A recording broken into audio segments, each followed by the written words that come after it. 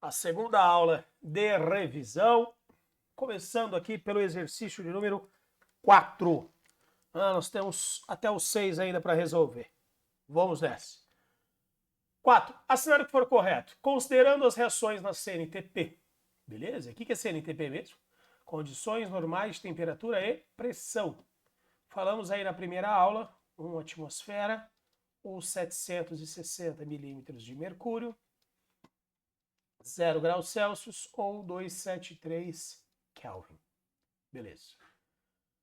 1. Na reação do F2 gasoso mais H2 gasoso formando 2HF gasoso com ΔH de menos 269 kJ por mol de HF, o somatório da entalpia dos reagentes é igual a... Cara, não faço a menor ideia. Não sei. Ah, professor, mas se você não sabe, o que nós vamos fazer? Ué, descobrir. ΔH é igual ao somatório da entalpia dos produtos menos o somatório da entalpia dos reagentes. Não é isso?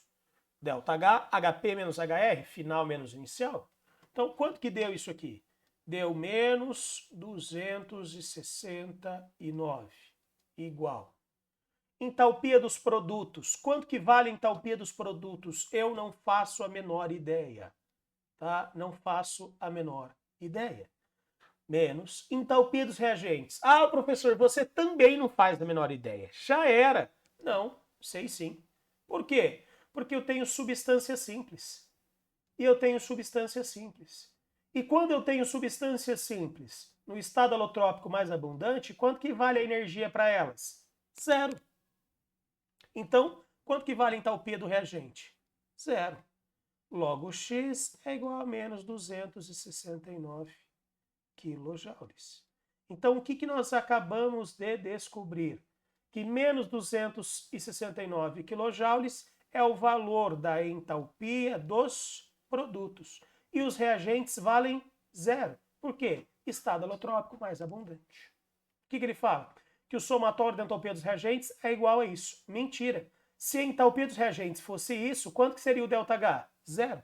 Né? Zero. Porque nós acabamos de ver que o produto vale menos 269. Falou besteira. Falso. 2. Dada a reação 2Na2O, formando 2Na mais O2 com ΔH de mais 824 kJ, pode-se determinar que a quantidade de energia necessária para decompor 620 gramas do óxido de sódio é igual a 8.240. Não sei, ele aplicou estequiometria. Então, o que eu vou ter que relacionar? O óxido de sódio com a energia. O que eu tenho? 2 mols de óxido de sódio para 824 quilojoules. Como ele está falando em massa, ó, eu vou ter que converter isso aqui para massa. Então, 2 vezes, porque são 2 mols, e aí eu calculo a massa molar do óxido de sódio. São 2 mols de sódio e é 1 mol de oxigênio. Cada sódio vale 23. Cada mol de oxigênio, 16. Então, 23 vezes 2, 46, mais 16, 62 gramas por mol. Então, 2 vezes 62 gramas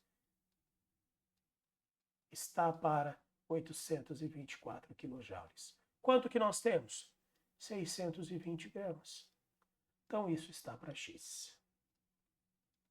Multiplica cruzado que nós descobrimos o resultado. X é igual a 620 vezes 824 dividido por 2 vezes 62. Olha que filha da mãe, ele contou com o seu erro. Né? Ele contou com o seu erro em relação a esse 2. Ah, do tipo, esqueceu o 2? Corta, corta, aqui vai dar 10. 10 vezes 824, quanto que dá? 8.240. Aí estaria correto. Porém, nós temos esse 2. Por quê? Porque são 2 mols, ó.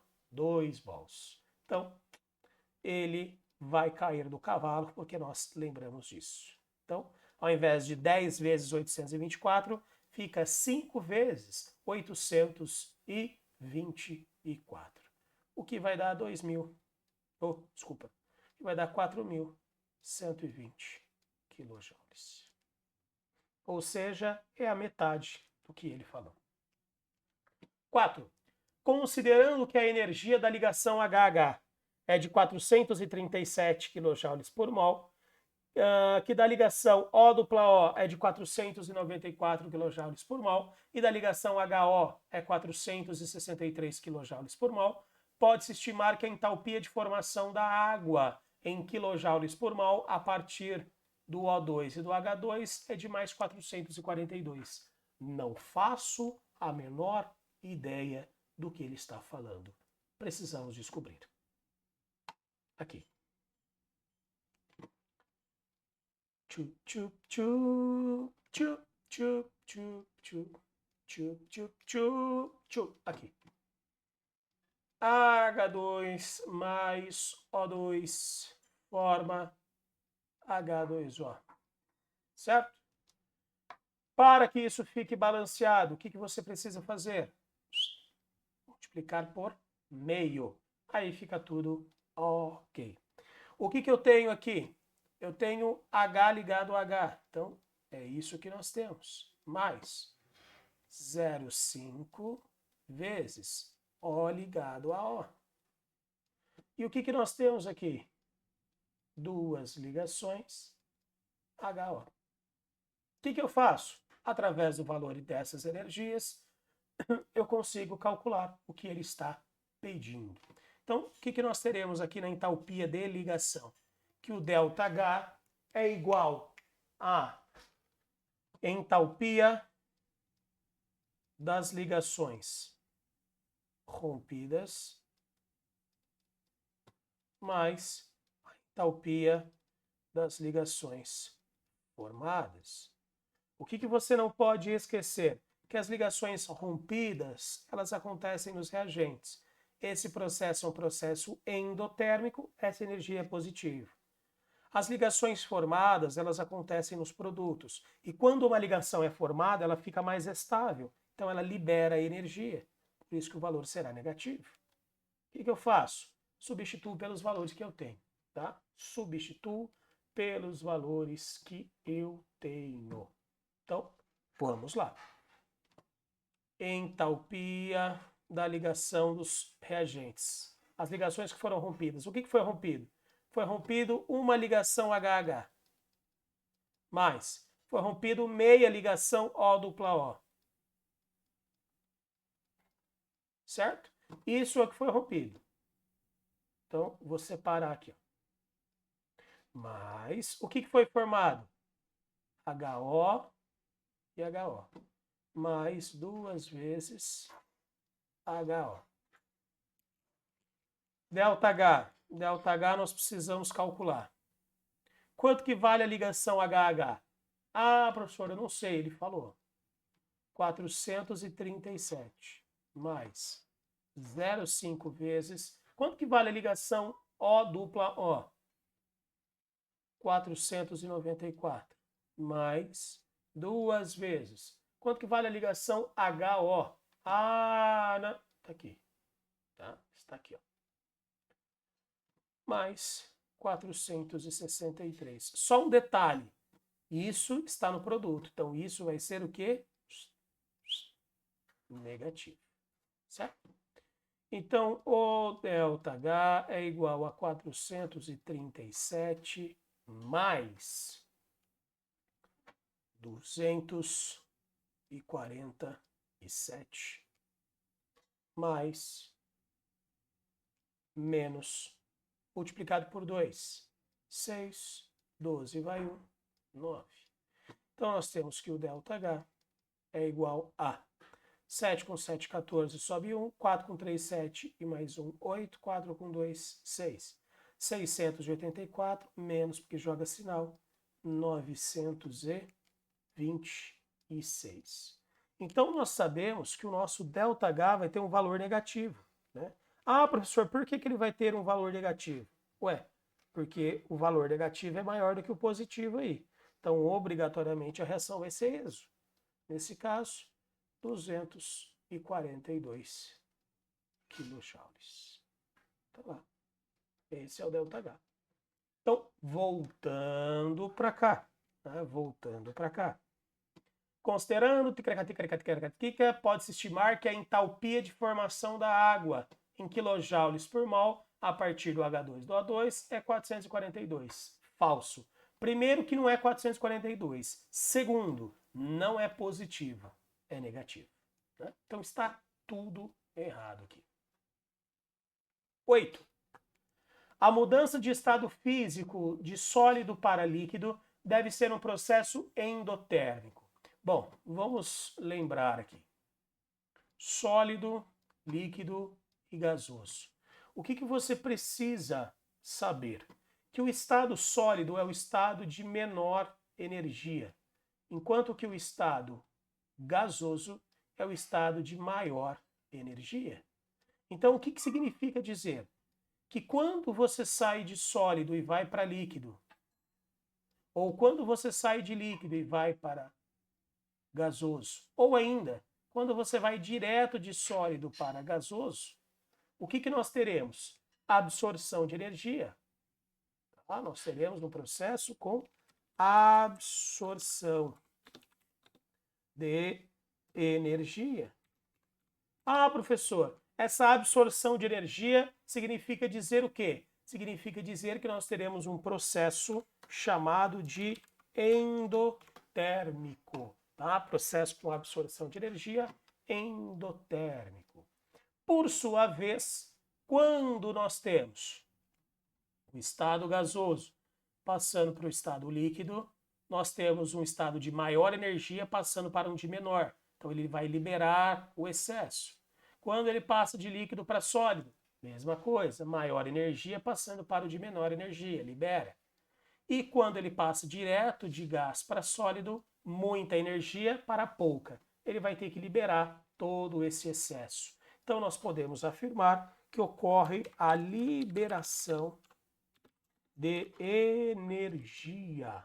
O que é a liberação de energia? É um processo exotérmico. Tá lá, tá lá. Certo? Então, do que ele está falando? Ele está falando da passagem do estado sólido para o estado líquido. Ou seja, ele está falando desse processo de fusão, ó, de sólido para líquido. O processo de fusão é do estado de menor energia para o estado de maior energia. Então, vai acontecer com absorção, vai acontecer um processo endotérmico. Foi isso que ele falou? Foi. Então, está correto. 16. A mudança de estado gasoso para sólido é um processo exotérmico. Sim, é um processo que libera muita energia do gás para chegar até o estado sólido. Por quê? Porque ele sai do estado mais energético e vai em direção ao estado menos energético, que é o que nós podemos chamar de sublimação ou ressublimação. Tá? Então, isso é um processo exo? Sim, isso é um processo exo que ocorre com liberação de calor, com liberação de energia. Tá lá, correto o item 16. Muito bem, muito bom. Próximo. 5. Assinale o que for correto. Quanto mais exotérmica for uma reação, ou seja, quanto mais energia ela liberar, e ao mesmo tempo, quanto maior for o aumento da entropia, só lembrando o que é entropia. Entropia é o grau de desordem. Quanto maior a entropia, maior a desordem da reação, quanto menor a entropia, menor a desordem. O que significa dizer? Que reações que ocorrem com muita desordem, com muita bagunça, ou seja, com alta entropia, elas serão mais espontâneas do que as reações que ocorrem com baixa bagunça, com baixa desordem, ou seja, com baixa entropia. Tanto é que para saber se uma reação será espontânea ou não, nós utilizamos a energia livre de Gibbs. O que é energia livre de Gibbs? ΔG igual ao ΔH menos T ΔS, onde o ΔG é a energia livre de Gibbs. Se isso for positivo, a reação é uma reação não espontânea. Se isso for negativo, a reação será espontânea. E se isso for igual a zero, a reação está em equilíbrio. O ΔH é a variação da entalpia, a temperatura é o T em Kelvin e o ΔS é a entropia, é a desordem. Então, para reações com muita bagunça, ou seja, com aumento na desordem, ΔS positivo, e reações muito exotérmicas, ou seja, com ΔH negativo, esse ΔG será sempre negativo, ou seja, sempre espontâneo, independente do valor da temperatura. Não importa o valor da temperatura, esse ΔG será sempre negativo, ou seja, essa reação será sempre espontânea. Então, se a reação for exotérmica, se a reação tiver muita bagunça, ela será uma reação espontânea. Vamos ver o que ele fala. Se uma reação for exo e ao mesmo tempo, quanto maior for a sua bagunça, quanto maior for a sua entropia, mais espontânea será a reação. Perfeito, perfeito. Então, quanto mais negativo for esse delta, ou seja, quanto mais energia liberar, e quanto mais bagunça eu tiver, mais espontânea será a reação, porque mais baixo será o valor do ΔG. Beleza. 2. A energia livre de Gibbs, né, é uma grandeza termodinâmica cuja variação corresponde à máxima energia útil que é possível se retirar de um sistema para executar trabalho. Por isso que ele chama de energia aproveitável. Então, de novo, a energia livre de Gibbs é uma grandeza termodinâmica cuja variação corresponde à máxima energia útil que é possível retirar do sistema para realizar trabalho. Por isso que ele fala aqui, ó, energia aproveitável. Perfeito, correto. 4.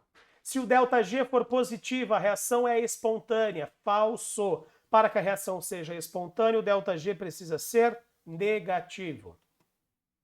Para uma reação com ΔH diferente de zero, quanto mais próxima estiver do equilíbrio, quanto mais próxima estiver do equilíbrio, maior será a quantidade de trabalho disponível que pode ser realizado. Falso. Quanto mais próximo do equilíbrio, menor será a quantidade de trabalho disponível para ser realizado. Por quê? Porque a energia vai ficando cada vez mais próxima de zero e eu vou ter menos valor para conseguir executar trabalho. Em compensação, quanto mais distante ela estiver do equilíbrio e o ΔG for negativo, mais energia para executar trabalho eu terei. Então, falso. 16. Uma determinada reação que possui uma variação de entalpia de 8,399 kcal por mol e variação de entropia de 37 Kelvin por mol, isso aqui não é quilo, tá? É Kelvin por mol, será espontânea em temperaturas maiores do que menos 46. Eu não faço a menor ideia, preciso calcular. Como? A fórmula do ΔG está aqui. O único cuidado é que essa unidade está diferente dessa. Então, vamos padronizar. Para qual? Para qual você quiser. Ou você divide isso por 1000 e vai dar um número quebrado com vírgula, ou você multiplica isso por 1000 e tira vírgula. Professor, eu vou multiplicar. É óbvio, vai ser melhor. Por que vezes 1000? Porque quilo significa vezes 1000. Então, 8,399 quilocal é igual a 8.399 cal.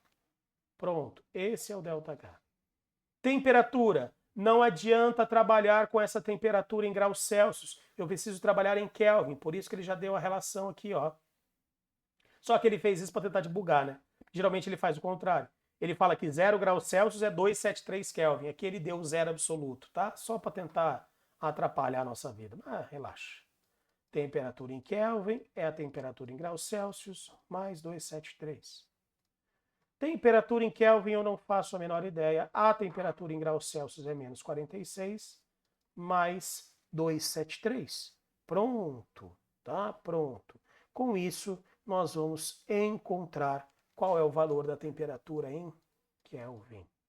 Então, 227. E agora, José? Substitui ali no ΔG, tá? Substitui no ΔG. O ΔG é igual ΔH, 8.399, menos T ΔS, 227, vezes 37. Então, o ΔG vai ser igual a 8.399 menos 227 vezes 37. Ó, professor, deu a mesma coisa. Então, significa dizer que esse ΔG será igual a zero. Então, atenção. Nessa temperatura, eu sei que a reação está em equilíbrio. O que eu preciso analisar agora é se eu estiver em temperaturas maiores, esse ΔG vai ficar negativo ou vai ficar positivo? Porque se esse ΔG ficar positivo, a reação é não espontânea. Se esse ΔG ficar negativo, a reação é espontânea. Então eu preciso analisar o que vai acontecer. Se eu aumentar essa temperatura, eu vou aumentar isso aqui, ó. E o que vai acontecer? Valor positivo, valor positivo. Só que esse será menor e esse será maior. Se isso acontecer, o que vai rolar? Esse ΔG passa a ser negativo. Então, se eu aumentar a temperatura nesse sistema, o ΔG passa a ser negativo. Ou seja, o ΔG passa a ser espontâneo. Então, em temperaturas maiores do que menos 46 graus Celsius. Tá lá. Então, será espontâneo em temperaturas maiores do que menos 46. Correto. Porque exatamente a menos 46 ela está em equilíbrio. Se eu aumentar a temperatura, esse ΔG passa a ser negativo e aí a reação vai ser espontânea. Correto. Corretíssimo. Saideira, saideira, saideira. Saideirinha. Porra, professor. Saideira, brother. Rapidão. Considere a reação genérica. Opa, cinética, hein? Cinética. Cinética. Eu gosto dessa questão só por conta disso aqui, ó. Considere a reação genérica A mais B mais C formando D. Suponha que essa reação tenha sido realizada várias vezes, medindo-se a variação da velocidade em relação à variação da concentração em quantidade de matéria de cada um dos reagentes, obtendo-se os dados da tabela a seguir. Tá bom. Mas na hora que for correto, beleza. Então, antes de qualquer coisa, tá? Antes de qualquer coisa, se ele deu concentração, se ele deu velocidade, o que ele quer? Ele quer a lei da velocidade, também chamada de lei de Gutenberg-Weight, lei de ação das massas ou lei da rapidez, que é um nome bem feio, né? Todas significam a mesma coisa. Então, aqui. O que eu vou ter que fazer? Eu vou ter que calcular qual é o expoente para cada um desses reagentes. Como que eu faço isso? Através da variação da velocidade e da variação da concentração. Então, ele me deu vários experimentos e aí eu vou trabalhar com reagente por reagente. Começando pelo reagente A. O que eu faço? Eu preciso pegar dois experimentos onde apenas A esteja variando. Por quê? Porque daí qualquer mudança na velocidade foi culpa de A. E eu consigo descobrir qual é o expoente dele, qual é a ordem deste reagente. Vamos lá. Dois experimentos onde apenas A está variando. De 1 para 2. Opa. Eu cliquei no 3. Aqui, de 1 para 2. O que aconteceu com a concentração? A concentração dobrou. B foi constante, C foi constante. Então, vai ficar assim, ó. 2 elevado a x é igual. Por que 2? Porque 2 é o valor pelo qual a concentração foi multiplicada. Se a concentração tivesse sido vezes 3, a base do cálculo seria 3. Se a concentração tivesse sido vezes 4, a base do cálculo seria 4. Então isso aqui é o número de vezes que a concentração foi multiplicada. Elevado à ordem do reagente, que eu não sei, é igual ao que acontece com a velocidade. O que aconteceu com a velocidade? Passou de 0,5 para 2. Então a velocidade foi vezes 4. Então isso é igual a 4. Fatora esse 4 na base 2, por quê? Para a gente cortar as bases e igualar os expoentes. Ó. X igual a 2. O que nós acabamos de descobrir? Que a ordem do reagente A vai ser 2. Repito o processo. Para quem? Para todo mundo. Vamos lá, para B. 2 experimentos onde apenas B esteja variando. De 1 para 3. O que aconteceu com a concentração?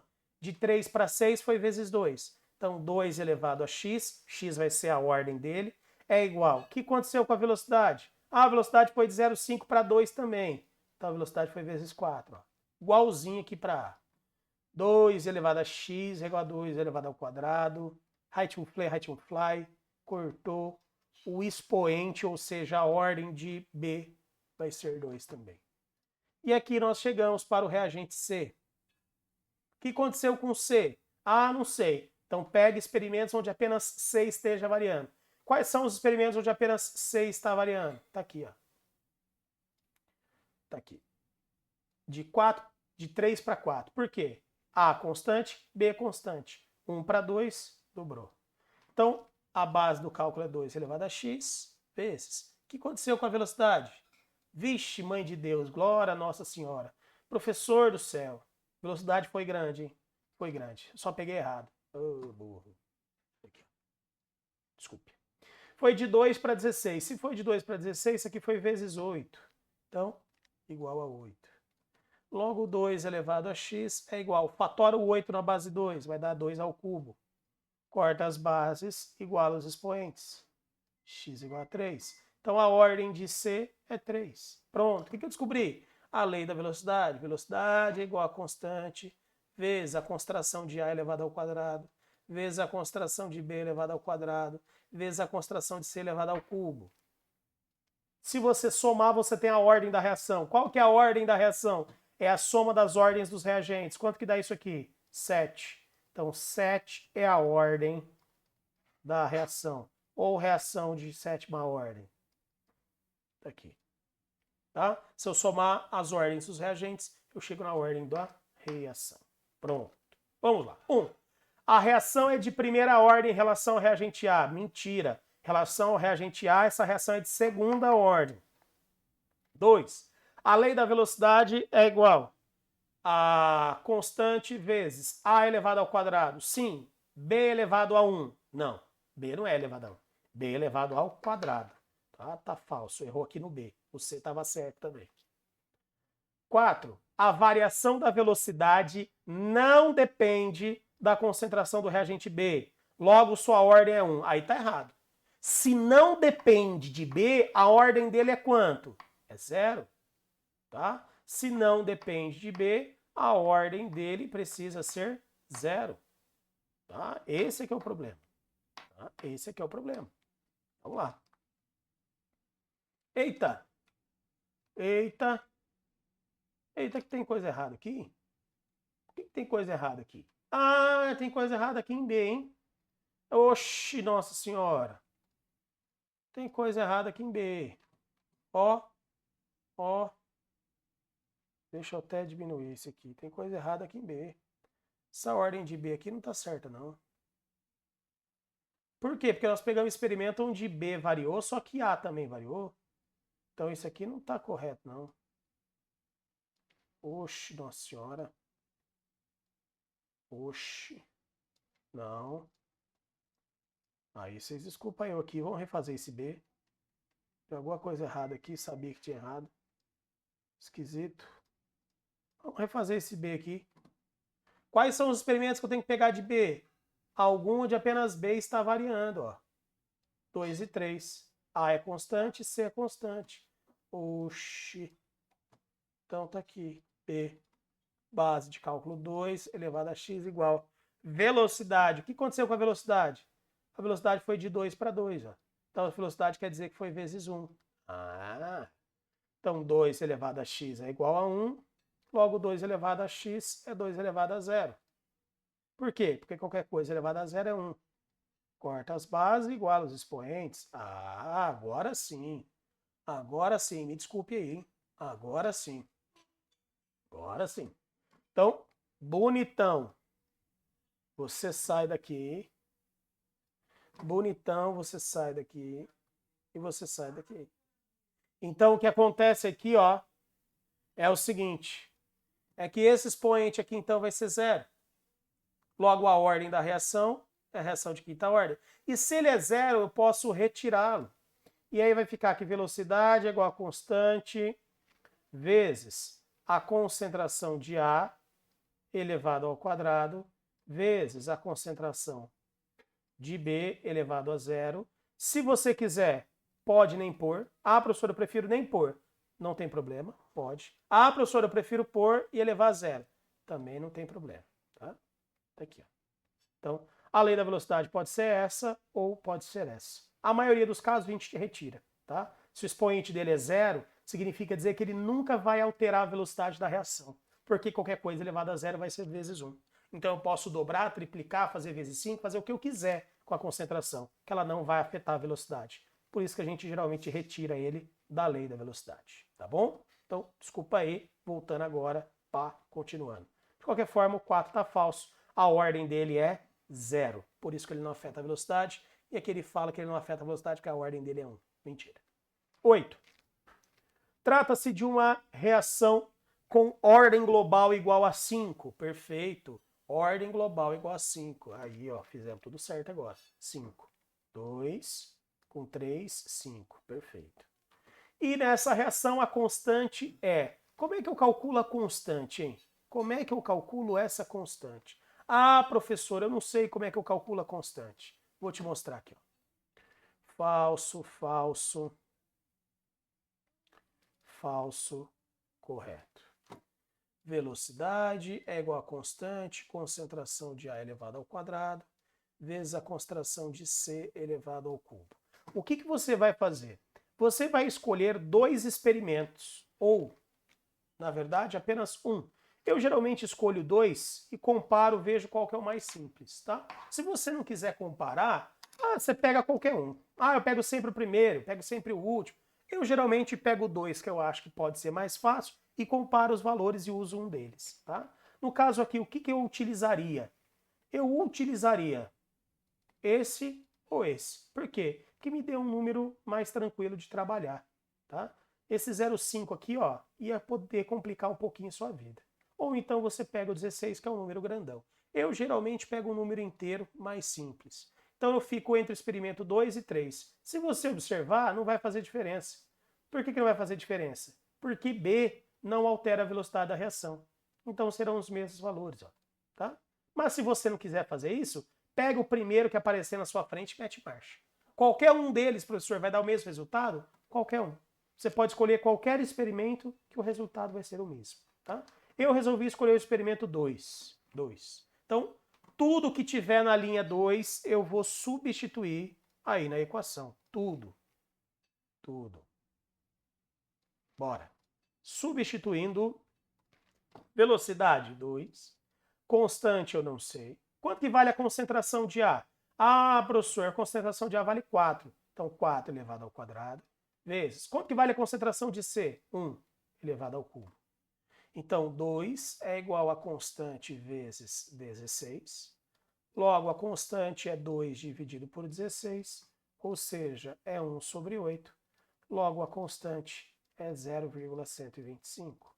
O problema é chegar na unidade, né? O valor está correto, o problema é chegar à unidade. Aí é que eu dou a dica para vocês. Como é que você faz para colocar a unidade? Seguinte, você vai pegar a velocidade e vai colocar aqui, ó.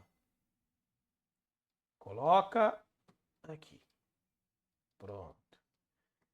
Porém, a constante ela sempre terá os expoentes em cima do mol e em cima do litro. O problema é descobrir qual é esse valor. Porém, tem um macetinho, que é o quê? Que é a ordem da reação menos 1 e negativo. Pronto. É isso que você deve fazer. Esse valor você vai colocar em cima do mol, esse valor você vai colocar em cima do litro. E aí está pronta, tá? A sua constante, inclusive com a unidade correta. Qual que é a ordem da reação? A ordem da reação não é ordem 5? Então, ordem da reação 5, menos 1, 4. deixa negativo. Então, mol a menos 4, litro a menos 4, minuto. Tá aí. Uma questão discursiva, tá aí. Ah, mas tá diferente aqui. É que ele só foi filha da mãe. O que ele fez? Ele jogou esse mol para baixo, jogou esse litro para cima. O que acontece com os expoentes? Inverte o sinal. Então, como é que ficou a unidade dele? A unidade dele ficou litro a quarta, ficou mol a quarta, vezes minuto. Mas é exatamente igual ao que nós fizemos aqui, tá? Só tentou fazer algo diferente para tentar te enganar, falar que a unidade está errada, então a constante está errada. Mentira, tá tudo certo sim, tá? Perfeitinho como tem que ser. Então a 16 está verdadeira, corretíssima. Beleza? Certo? Aí, essa é a nossa segunda aula de revisão. Eu venho aí numa próxima aula continuando com o conteúdo de fisicoquímica, falando ainda de cinética e depois de equilíbrio. Até a próxima. Fiquem com Deus. Falou!